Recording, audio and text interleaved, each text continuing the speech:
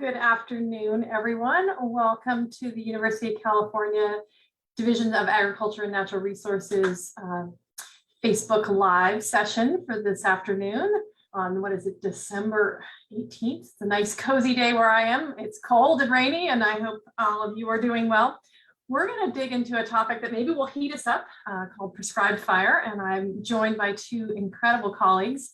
My name is Yana Valachovic, and I work in the North Coast in a whole host of issues, and I'm going to be your moderator today. So I'd like to introduce my two very inspiring colleagues who've spent much of the last decade working in prescribed fire, who are going to help us understand more about the why and the how and the where, and give us some ideas about how we might incorporate this tool in our own land management practices, and or just learn more about kind of why we might be using this tool in other landscapes. So Lenya Quinn-Davidson is an area fire advisor. She works at many scales, locally in the North Coast, across the state, and really across the nation, and works in training opportunities and in policy, and really helping us think about how we can better utilize the prescribed fire tool. So if I say hi, Lenya.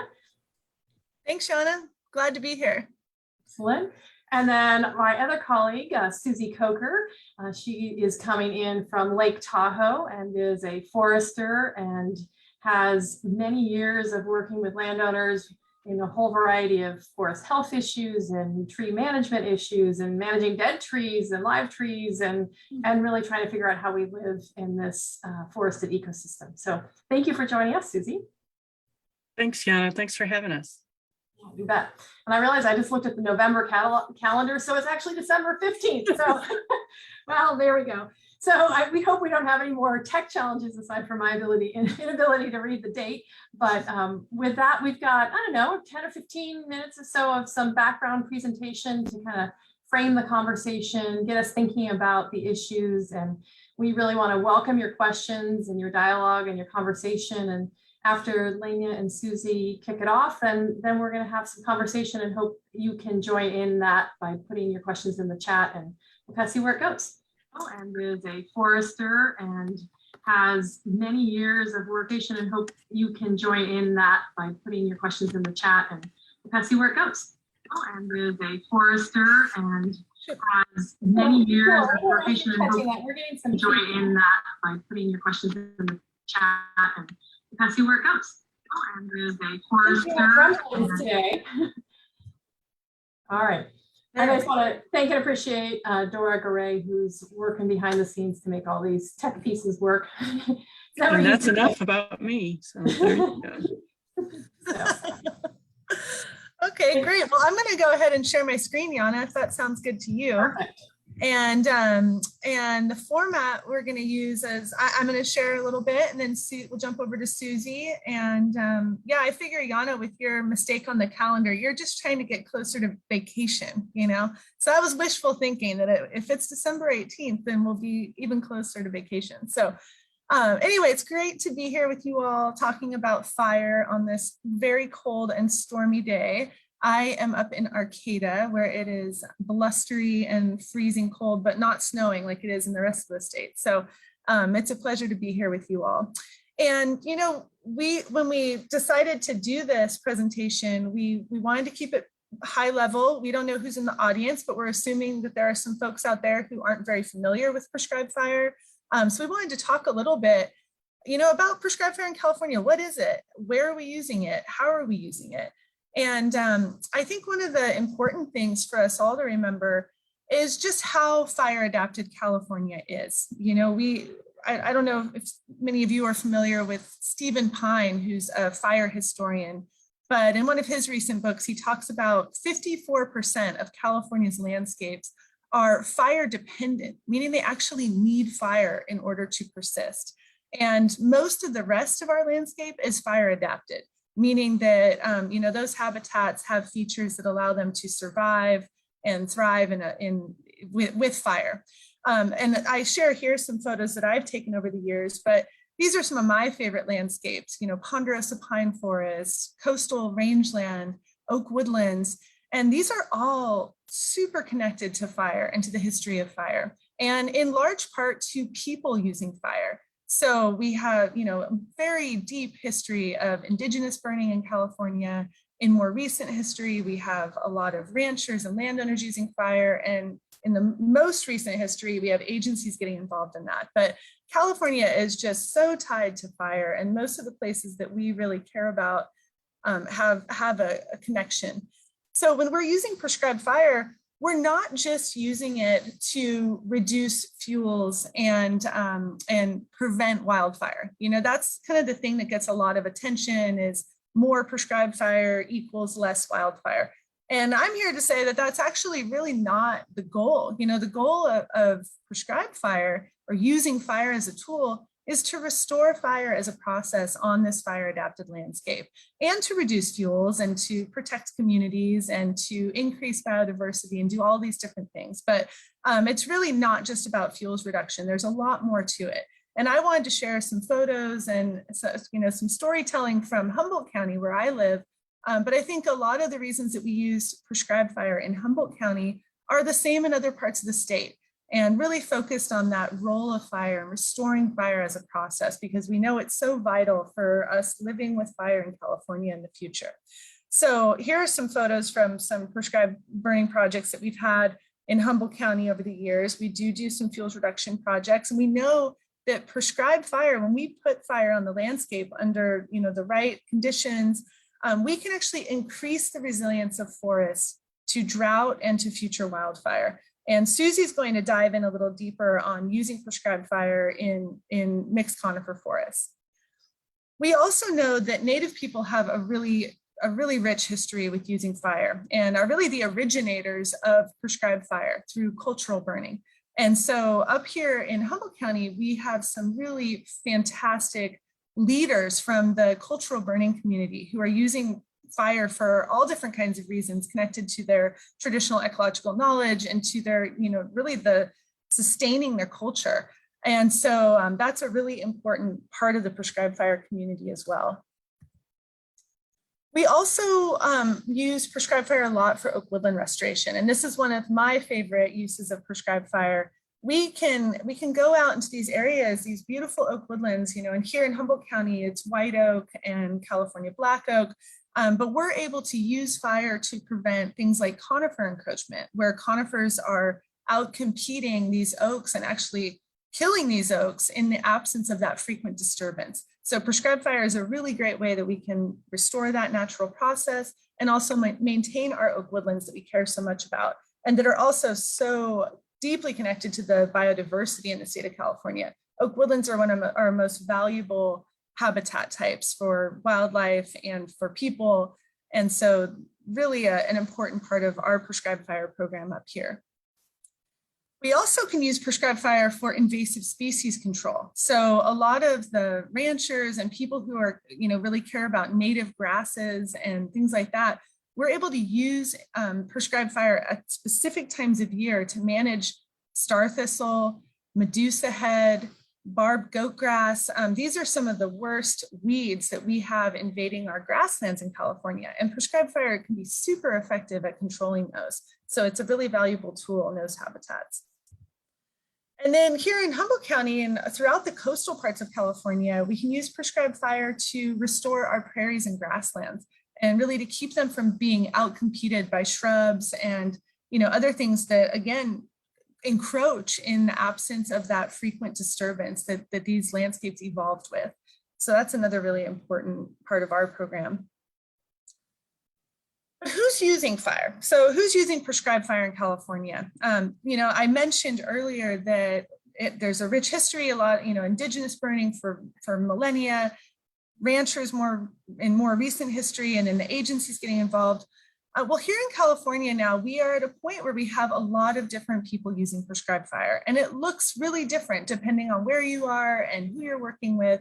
And we've really seen a diversification in the use of prescribed fire just over the last few years. So we have groups called prescribed burn associations and non-governmental organizations that are leading prescribed fire in their communities.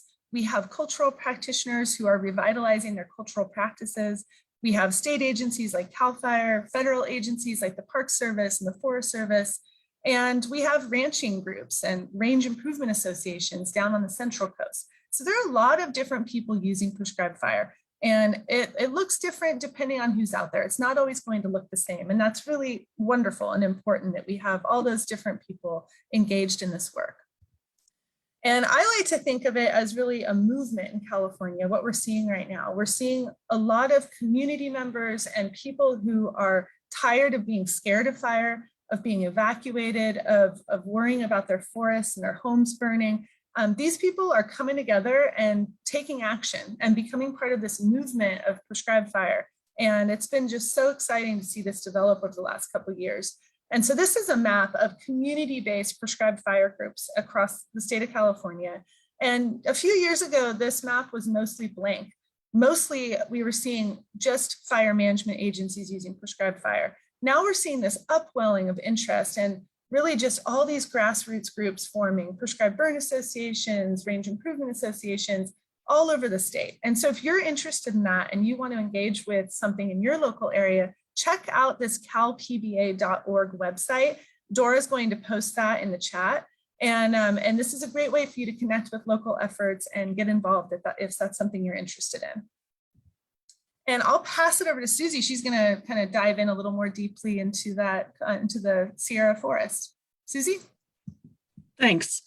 Thank you, Lenya. It's great to be on an event with you, because Lenya is really a catalyst for us all working on private lands to help pass the torch for new people to be involved in prescribed fire. I am a registered professional forester, and I do outreach and education with forest landowners, and forest landowners have become very concerned. A lot of them have lost a lot of forest to high severity wildfire, and they are very interested in taking up prescribed fire as a potential strategy or potential treatment to see if they can reduce their risk and increase their fire resilience. And so I know that you all know that we've been having extreme wildfire behavior, especially in the last few years. Climate is changing. We have more burn days, more high severity weather conditions. And we have very crowded forests in most cases. That picture on the right is of a tree cookie, or a cross section of a tree. And what you see is an arrow pointing at a scar.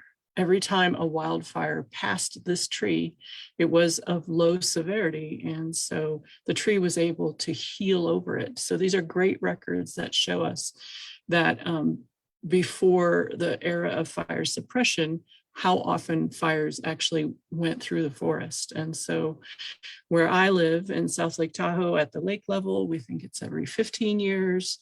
Down in the Ponderosa Pine Belt, it's every 5 to 8 years, and mixed conifer probably every 8 to 12 years. There was, for the most part, low severity fire where most of the trees survived. Although patches of high severity in some areas. It's just that the patches that we're getting are very large. Like some of the fires this season, we know the Dixie Fire was over 1 million acres, almost 1 million acres. And so it's really becoming difficult to contain. So a lot of action is needed in the forest to reduce density. So let's go to the next slide. This is a picture of where I cut my Christmas tree this year. It's very crowded with an understory because there's no fire coming along and clearing out the understory and some of the fuels that accumulate over time. And this has led to a number of different impacts. Lenya mentioned some of them. We have lots of encroachment in oak woodlands, meadows, aspen areas, and shrub habitats. So if you're a forest landowner, what can you do? Let's go to the next slide. These are some of the pictures of different forest management practices of ways to reduce that forest density. Hand thinning, people taking chainsaws, cutting down trees. The machine on the right of that is a masticator. That's used to mow down brush and reduce the fuel height and rearrange it so it doesn't burn as intensely. There's some trees being skidded out. There's on the next row, you can see goats grazing, and some of those techniques are really very helpful. Mechanical thinning in the center, there's a feller buncher that's taking out small trees. On the right, they're being chipped up into biomass to be taken to a biomass plant. On the bottom left, you see hand piling and burning, where a landowner has cut the trees and put them in piles and burn them. And then on the bottom, you see broadcast burning. So the entire bottom row would be considered to be prescribed fire as a tool. These are all great tools. Let's go to the next slide.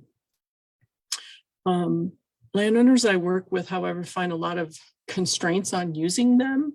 Although they are great tools, some of the ownership sizes, it's difficult to be able to bring in heavy equipment if you have a small parcel size.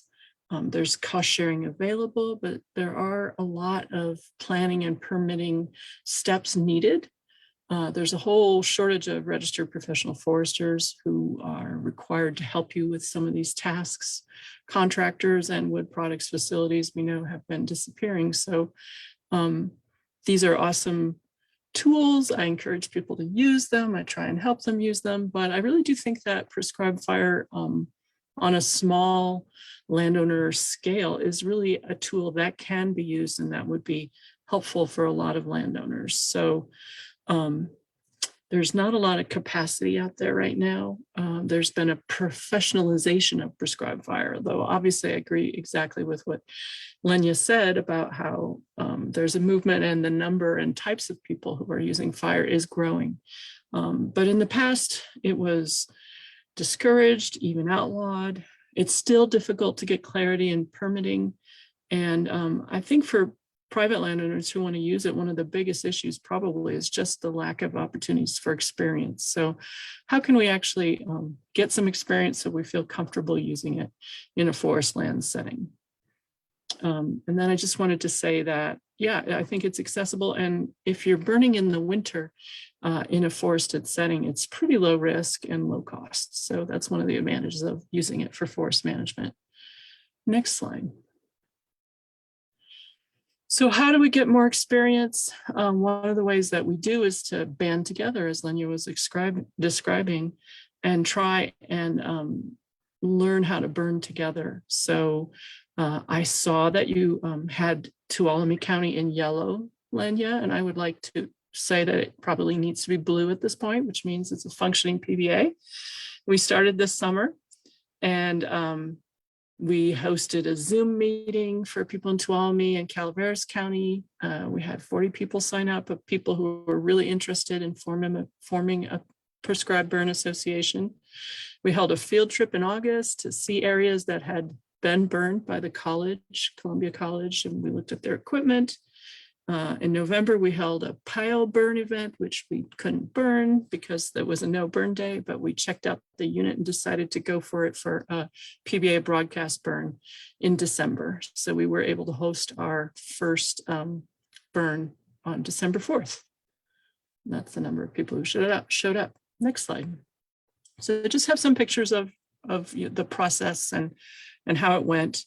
Planning for our burn took about 2 weeks. It was a landowner who had burned before, but never gone through this formal process of developing a burn plan and getting a permit from CAL FIRE. So we have a member who has quite a bit of experience. He wrote the burn plan. CAL FIRE came out and inspected the property and came back the same day with an LE7 permit, which allows for forest management burning. And then once we got that, then we got our air quality burn permit that allowed us to move forward. We chose a random date, and by luck, the random date worked out. So next slide. Here we are. In the upper left-hand corner there are the landowners, and they're hosting the briefing before the burn. They're letting us all know what the burn unit looks like, what the effects they are hoping to achieve are. And then on the right is the first lighting, and it's a ceremonial moment because it's grandma with daughters and granddaughters all getting started together. So teaching the next generation is a really important part. We went into igniting the unit. It was about 3 acres. You can see it's very close to the house. There were about 20 of us, so more than enough people to both ignite and stand around, make sure it doesn't go anywhere. In December, really that top layer of needles was dry, but underneath it's fairly wet. And so it's really unusual that it could get away from you. We had to abandon a couple sections of the burn unit because it just was a little too wet underneath. So I think contrary to how people think about it, like I'm scared I'm going to light a fire and it's going to get away. Typically in the conditions that we're burning, we have to work hard to get it to light and to carry. That's been my experience. Next page.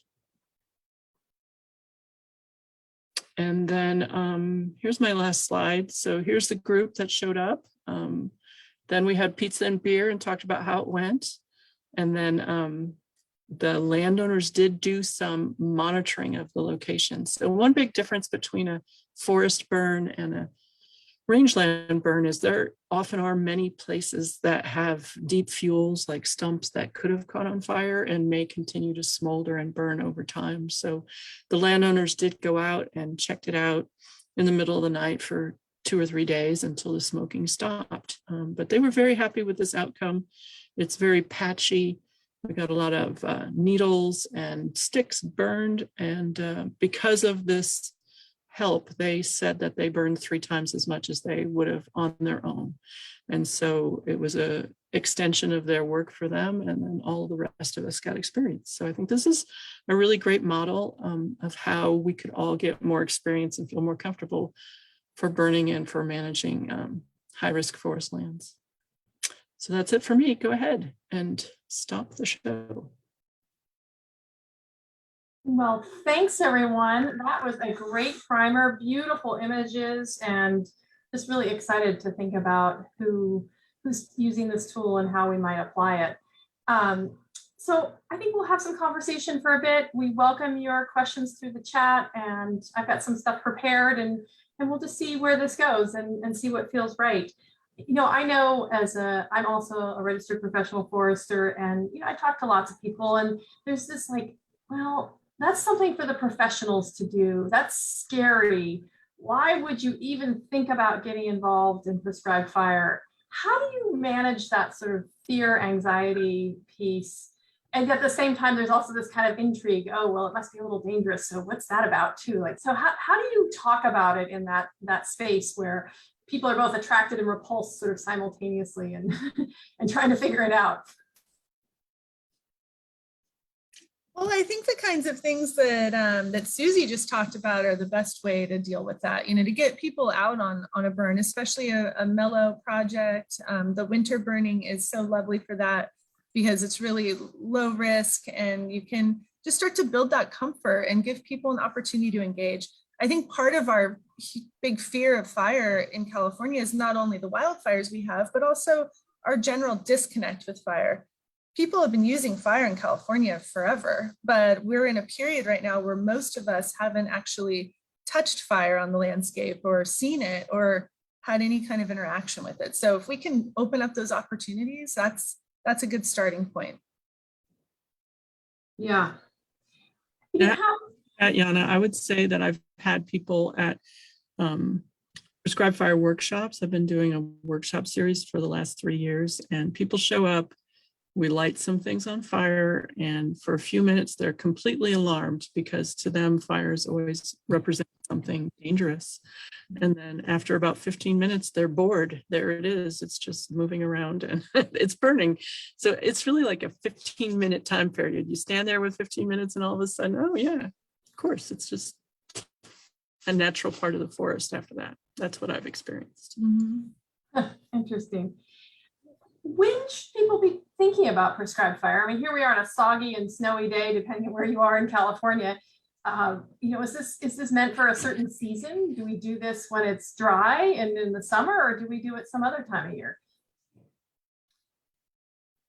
Well, I think there are opportunities throughout the year. And the important thing is that we need to be thinking about it year round, even on days like today when it's so wet and cold and it seems, fire's not the first thing on our minds, but we need to be thinking about the projects that we might be planning for next year. We need to be getting all of our permits in place, especially our air quality. You can be working on all these different pieces, and that way, when the right conditions present themselves, you're ready to jump on the opportunity, because prescribed fire is all about weather conditions. And if you don't have all the pieces lined up, then you're going to miss your windows when they come about. So we always say every day is a burn day. And that doesn't mean you're out burning, but it means you're thinking about burning, you're getting ready for it, and that you're, ready to jump on any opportunity when it comes about. Yeah, I think that's exactly right. I do think that winter burning is a real opportunity, because oftentimes you're out of permitting season, and so the burn can be less administratively difficult. There was a 3-week season in the Sierra where we had burning through permits, and then with the snow and rain, now no permits are required until May. And yet we often have a couple of week dry spell in the middle of the winter at higher elevations.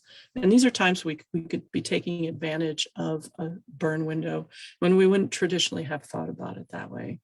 And maybe Dora can put a link in the chat box to Rob York's winter burn video series, which is really great. And it shows and explains the advantages of winter burning and the kind of forest structure that supports it. So we encourage that. Absolutely. And you're right. We often in California get a nice banana belt season of, it could be in December, could be in January, could be in February, and everything is kind of moistened up. So the grass may be starting to grow in a few locations, but it'll dry out for a couple of weeks, and that is a good window. You hear prescribed fire. Sometimes you see it shorthand as RX fire. Is there a doctor that writes a prescription? What is in that sort of planning element that invokes the word prescribed? What does that mean? Susie, I keep going first. Do you want to go first on this one? I was happy to have you go first, but if you want me to, I would just say that I showed a picture of a prescription on one of my slides very briefly. And it's a specific set of conditions under which you feel that you want to carry out your burn in order to achieve your goals. So you prescribe conditions under which burning will help you get where you're trying to go. So that's a concrete answer. You could get a little more metaphysical though, because many people, burning is medicine for the landscape. And so you really are giving it good medicine to improve its health. Like that. Does it also mean that there are days when your prescription doesn't apply? So you were talking about this workshop and that you planned it for a certain day. Are there things that would have adjusted it so that even though you've made that plan, you would have Sure. done something that day? Yeah, absolutely. We actually were in a permitting season. So we had a permit that required us to check a CAL FIRE burn index. And our permit said if the burn index is above a certain number, which means that's higher risk, then you're not allowed to burn. So statutorily, yes, there are things like that. Also, there could be things that happen where people can't make it. Absolutely. If the weather changes and is not what you expected, you have to be nimble and go earlier, maybe the day before and sneak it in, or the couple days after, however that works. Yeah.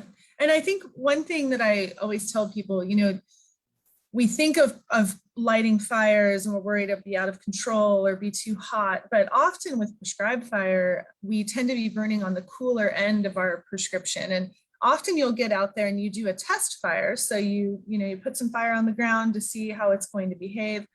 And sometimes you say it's not going to meet our objectives because it's not burning hot enough. And we have been known to call off burns because it's not burning hot enough. So I think sometimes when people come out on their first prescribed burn and they see that kind of thing and like, wow, that was not what I was expecting, that we'd actually be wishing it were burning hotter. It's just, that's one of those funny things, but that prescription is so important for for helping us meet our objectives. Yeah, I would say that is what happened to us on December 4th. We had to burn one unit first because that was the sunnier unit and it would actually carry a fire, and the one we tried with first did not. So yeah, flexibility is key. Right, right.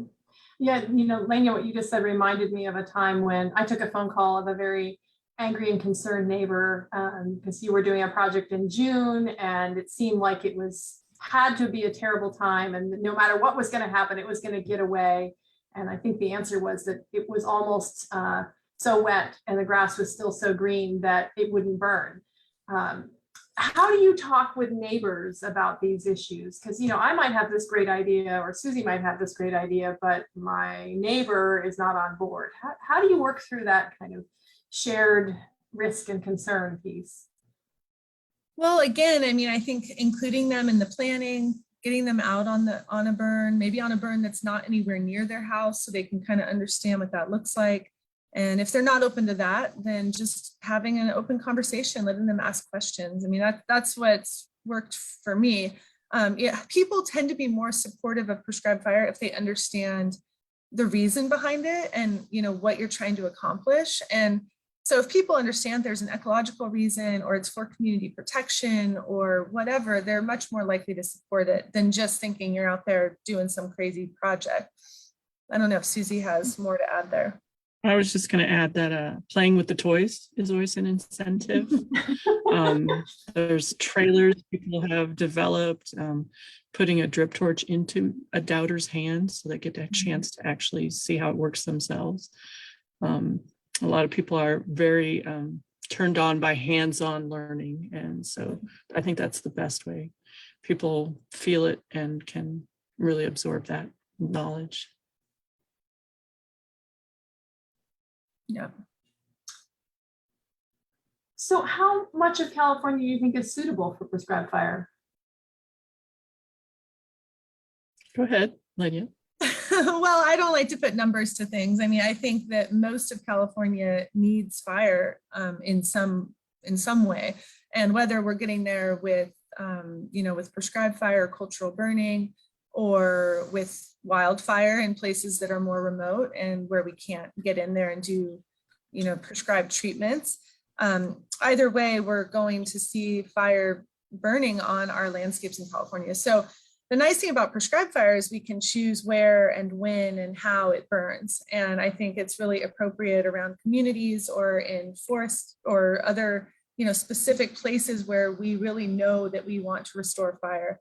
Those are the places we can focus on with prescribed fire, and then be building that resilience outward so that wildfire might begin to have a role in the larger landscape again, in the places where that's appropriate. So yeah, I don't think there's an easy answer to that question, but we know that pre-European settlement, more than 4.5 million acres were burning in California every year. So the fire seasons we've been seeing in recent years are not acreage wise outside of the historical norm. They are in the damage that they're causing and the severity at which they're burning, but that acreage is actually starting to get back to a kind of a more historical pattern. Yeah, I would just add that to your question of where should we be doing it. When I showed different methods of forest management, a lot of them require road access and access by heavy equipment. Mm-hmm. And the actual proportion of the forested landscape that has that is actually kind of a small proportion, under a quarter or half of the forested landscape. And so there's huge areas of forest that you can't access to do mechanical work to increase the resilience. And so prescribed fire is like one of the only tools that you can use in those areas. So I think we need to be doing it in lots of places, lots of elevations all over to try and reduce the forest density and reduce the risk. And we could be doing it right in WUI communities as well. Here in South Lake Tahoe and North Lake Tahoe, the North Lake Tahoe Fire Protection District has been burning right up to very expensive homes for the last 20 years. So I do think it's a tool that can be used all around California. That's great to know. I mean, it seems a little risky at some level with those beautiful homes, but yet such the important area, because we know we need to manage the fuels right adjacent to people's homes, or else you'll have fire carried directly to those houses. How does it compare in cost? I mean, you've just said if you don't have the roads, fire might be your only tool that you can use in certain landscapes, but are there other types of ways at producing some of the effects that you might be looking at, and does fire bring some advantage in that space? Yeah, there's definitely a cost effectiveness to prescribed fire. So it's known to be one of the most cost effective treatments out there. It depends on the scale at which you're using it and on who's doing those projects. So these prescribed burn associations that Susie and I are leading up around the state are mostly volunteer based. They're really about people managing their lands, and it's not expensive. If you have neighbors who can come and help you, if you have a community cache of equipment that you can borrow, you're looking at pretty low cost. We have some burns that are free, and it's just really about people's time. The agencies are a little different because they have paid staff and tend to heavily staff their burns and have lots of equipment, and maybe burn in more complex times of year where they need helicopters and things like that. So we see a lot of variation in the cost of a prescribed fire, but at its core, it's not an expensive tool. Pizza and beer and some gas costs. That was it. Yeah. Pizza is always the currency, isn't it? Well, I don't know how long to take this conversation necessarily, but I think, Dora, maybe you can put some resources into the chat so people can see locations where they can learn more, meet some of the characters that are involved in this work. And, maybe the attendees here aren't themselves going to be the ones that are going to be using the tool, but maybe they want to share some of the information with other folks. Where do you recommend folks start? Like, what should be that first best resource if you're curious about this tool and want to either skeptical or just curious and want to learn more? What do you recommend? Well, I do think that Cal PBA website is a great place to go look at some resources, get a feel for these different community groups that are out there.